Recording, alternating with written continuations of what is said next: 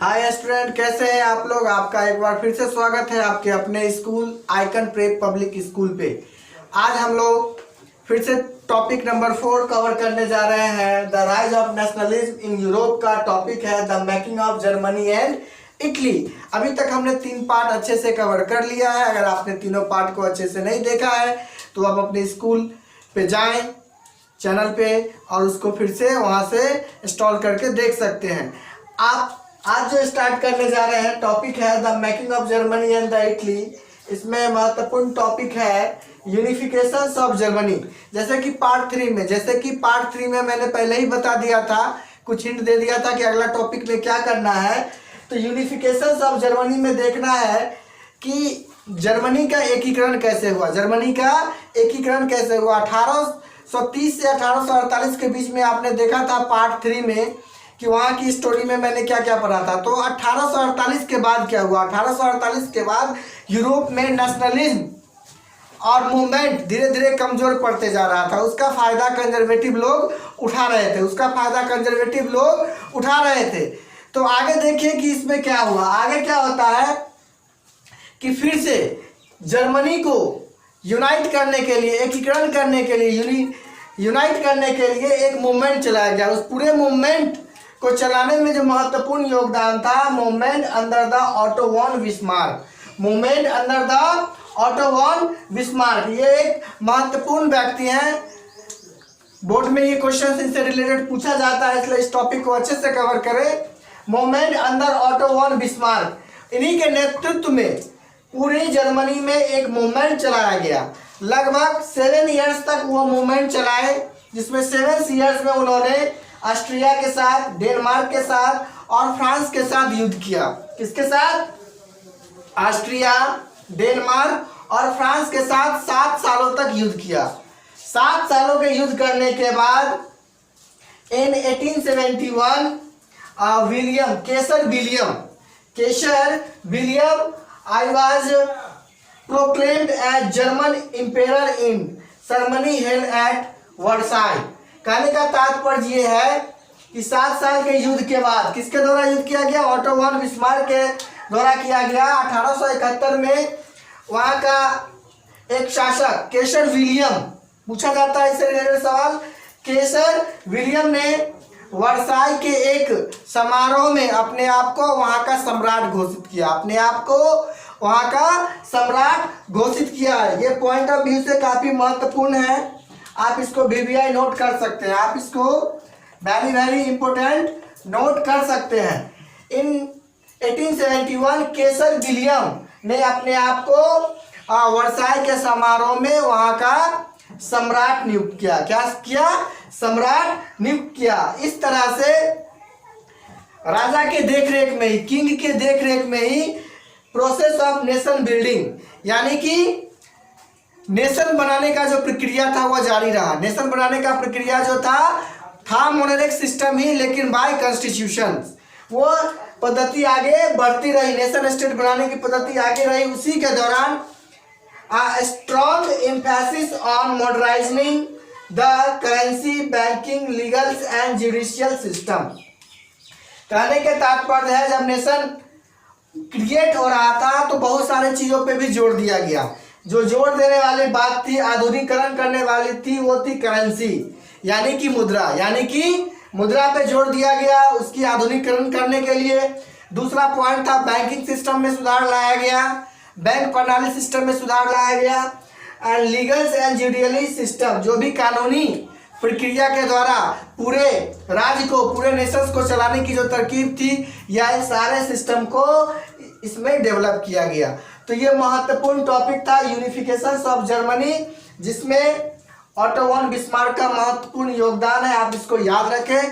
पूछा जा सकता है कि ऑटो वॉन बिस्मार्क कौन थे, उनका क्या योगदान रहा जर्मनी के एकीकरण में, उन्होंने किस किस देशों के साथ युद्ध लड़ा। ये सब पॉइंट्स मैंने यहाँ पे क्लियर कर दिया। युद्ध लड़ने के बाद केसर विलियम ने अपने आप को वहाँ का राजा नियुक्त किया। फिर नेशन बिल्डिंग्स हुआ और बहुत सारे तथ्यों पे ध्यान दिया गया। इस तरह से हमने जर्मनी के एकीकरण का पॉइंट अच्छे से क्लियर कर लिया है। इसमें से एक पॉइंट है जो मैं आपको बताना चाहता हूँ कि इस मोमेंट को ऑटो वॉन बिस्मार्क जो थे इस मूवमेंट को लीड करने में क्या था कि जो मैंने पिछले पार्ट्स में आपको बताया था, मैंने पिछले पार्ट्स में जो आपको बताया था एरिस्टोक्रेसी और एक न्यू मिडिल क्लास, दो क्लास मैंने बताए थे। तो यहाँ पे जो एरिस्टोक्रेसी थे इनको क्या कहा जाता है, जो बड़े बड़े जमीन के मालिक हुआ करते थे, ये ना जब ऑटो वन बिस्मार्क की नेतृत्व में चल रही थी मूवमेंट, तो उस समय ये क्या कर रहे थे कि ये लोग कंजर्वेटिव नीतियों का समर्थन कर रहे थे ताकि ये इनका जो मूवमेंट है उसमें क्या आ जाए, कमी आ जाए। लेकिन फिर भी इन्होंने पूरा 7 साल तक ऑस्ट्रेलिया, डेनमार्क और फ्रांस के साथ युद्ध किया और अंत में जर्मनी के एकीकरण में अपना महत्वपूर्ण योगदान दिया। अब हम लोग नेक्स्ट देखेंगे यूनिफिकेशन ऑफ इटली, देखते हैं यूनिफिकेशन ऑफ इटली। अब यहाँ मैंने अच्छे से क्लियर कर लिया यूनिफिकेशन ऑफ जर्मनी, अब है यूनिफिकेशन ऑफ इटली, इटली का एकीकरण।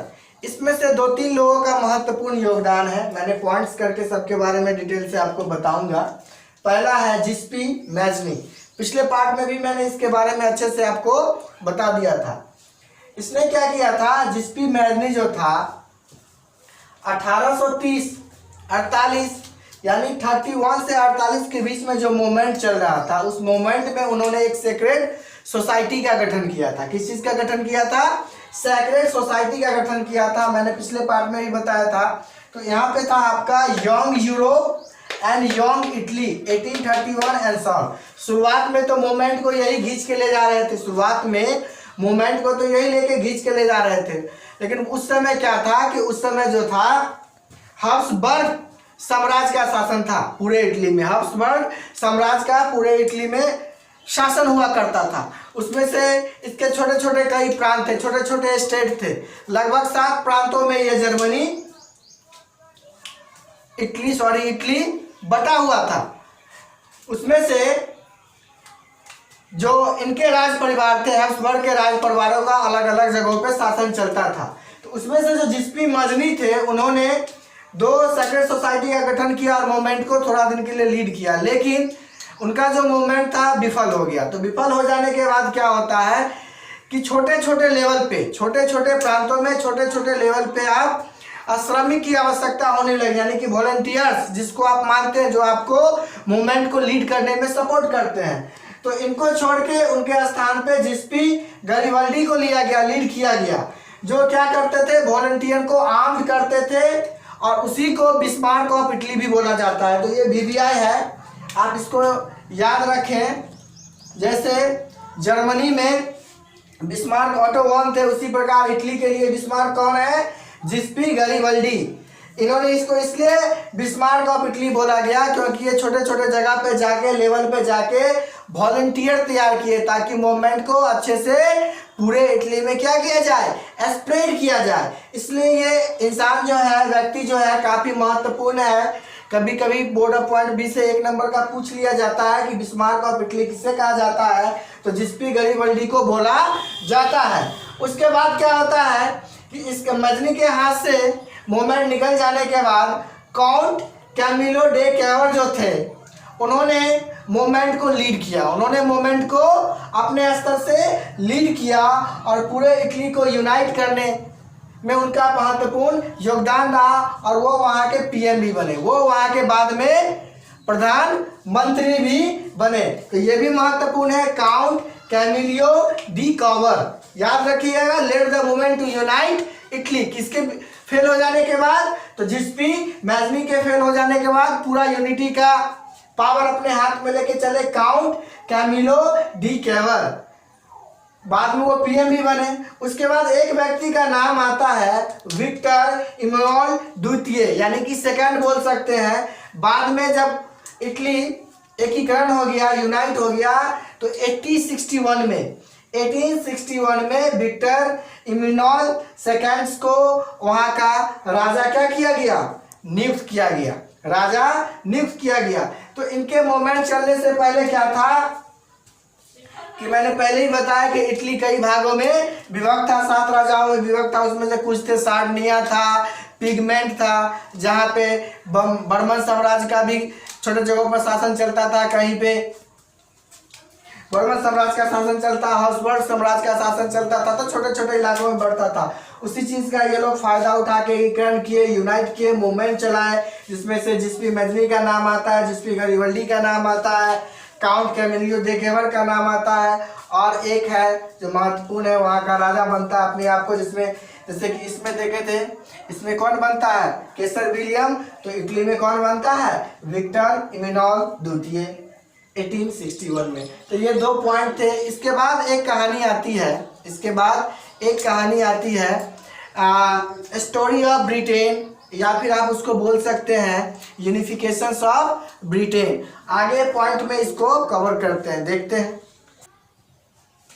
अब हम लोग इस टॉपिक के लास्ट पॉइंट पे पहुंच गए हैं, जहाँ पे लास्ट पॉइंट में हमको ब्रिटेन के बारे में जानना है, ब्रिटेन की स्टोरी पढ़नी है, या फिर आप यूं कह ले कि यूनिफिकेशन ऑफ ब्रिटेन। तो लास्ट टॉपिक है यूनिफिकेशन ऑफ ब्रिटेन। अब ब्रिटेन के बारे में क्या कहें, ब्रिटेन की कहानी बड़ी दिलचस्प है। ब्रिटेन जो नाम है, इसका खुद का कोई नाम नहीं हुआ करता था, पहले इसका कोई नामो निशान नहीं हुआ करता था। पहले ये छोटे छोटे द्वीपों में था, पहले ये छोटे छोटे कम्युनिटी में था, अलग अलग जगहों पे लोग रहते थे। इसमें से जो थे ब्रिटिश एम्पायर साम्राज्य जो था, या इंग्लिश के नाम से जाना जाता था, स्कॉटिश के नाम से जाना जाता था, या फिर आयरिश कम्युनिटी, यहाँ पे ये तीनों वर्जन में थे। इसी के मिला के ब्रिटिश एम्पायर का निर्माण होता है। ब्रिटिश एम्पायर के निर्माण में इंग्लिश का होना, स्कॉटिश का होना और आयरिश कम्युनिटी का होना महत्वपूर्ण है, तभी ये पूर्ण कंप्लीट होता है। अब क्या होता है कि पहले ब्रिटिश नाम का कोई शब्द था नहीं, लेकिन जो भी अंग्रेज लोग थे वो इंडस्ट्रियल रिवोल्यूशंस के कारण, आपको जब 1857 इंडस्ट्रियल रेवोल्यूशन पढ़े होंगे तो आपको बताया होगा कि सबसे पहले औद्योगिक क्रांति की शुरुआत जो थी ब्रिटेन में हुई थी, आपको अच्छे से पता है। तो उस वजह से, इस वजह से क्या हुआ कि जो भी अंग्रेज लोग थे वो काफ़ी धनी व्यक्ति थे, वहाँ का इकोनॉमिक सिस्टम सही था, खूब पैसे वाले लोग थे। इस वजह से क्या हुआ कि ये छोटा छोटा द्वीप था, स्कॉटिश, आयरिश, ये जो छोटे छोटे द्वीप था, इस धन प्रबल के कारण, चूँकि इंग्लैंड में बोल ले कह सकते हैं कि वहाँ पे राज परिवार का शासन चलता था, कोई एक राजा होता था, राजा रानी का शासन चलता था, तो उसी राज परिवार जो था, वही राज परिवार जो था, तो इंडस्ट्रियल रिवोल्यूशन के कारण उसकी इकोनॉमी काफ़ी बढ़ती जा रही थी। उस प्रभाव का वर्णन,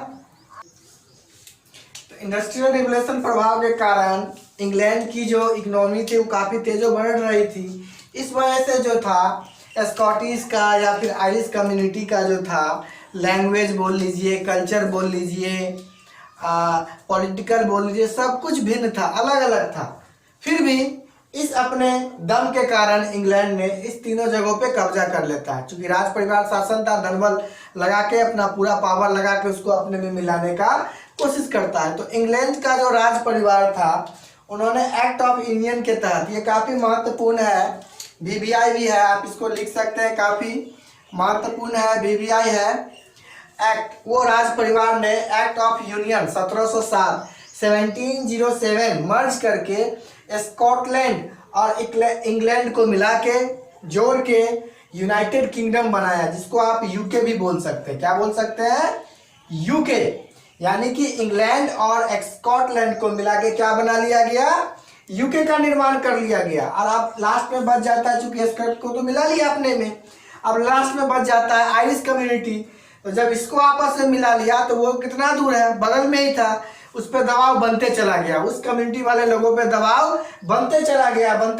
बाद में क्या हुआ कि जबरदस्ती इस राज परिवार ने आयरिश कम्युनिटी को अपने में शामिल कर लिया, और शामिल करने के बाद क्या हुआ, इस तरह से बाद में आयरिश, स्कॉटलैंड, इंग्लैंड, वेल्स सबको मिला के एक ग्रेट ब्रिटेन का निर्माण किया गया। तो यही स्टोरी है ब्रिटेन के बारे में। आप पूरे वीडियो में, इससे पहले मैंने जर्मनी और इटली का बताया, उसका स्क्रीनशॉट ले लीजिएगा, फिर इसका स्क्रीनशॉट ले लीजिएगा। और अभी तक 4 चैप्टर अच्छे से 4 टॉपिक अच्छे से कंप्लीट हो गए हैं। अगर आपने वीडियो को वॉच नहीं किया है तो आप अपने icon prep public school channel पे जाके चारों वीडियो को अच्छे से जज कर लीजिए, पढ़ लीजिए, मेरे हिसाब से कोई भी पॉइंट आपको नहीं छूटा है। अगर कुछ छूटा है तो हम नेक्स्ट टॉपिक में इसको कवर करने की कोशिश करेंगे। तो एक बार वीडियो देखने के लिए थैंक यू फॉर वॉचिंग। 20 तक रह गए।